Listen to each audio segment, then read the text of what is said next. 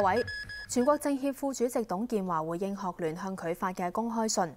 董建華話：信件嘅內容只係重複學聯嘅觀點同埋立場，無助化解現時嘅僵局。董建華重申，人大常委會嘅政改決定唔會改變。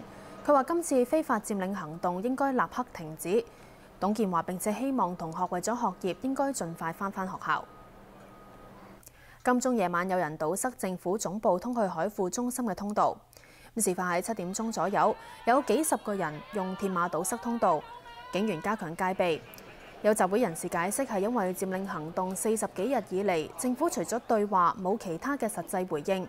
有人聲稱會堵塞至到最少星期一返工時間。下一節新聞提要喺9點51分。各位，本港琴日證實今年第3宗本地感染嘅登革熱個案，36歲女患者繼續喺瑪嘉烈醫院留醫，情況穩定。食環署人員今日到患者喺青衣嘅住所附近清除雜草同埋滅蚊。佢住嘅村長話有經常呼籲居民注意蚊患。當局就話將會加強全港嘅滅蚊工作，防止登革熱成為風土病。衛生署就提醒話，白紋伊蚊嘅蚊卵低至攝氏9度，仍然可以孵化同埋生存，市民應該注意。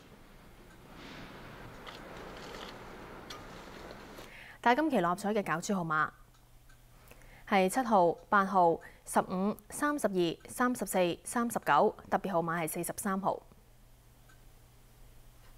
下一節新聞睇要喺10點48分。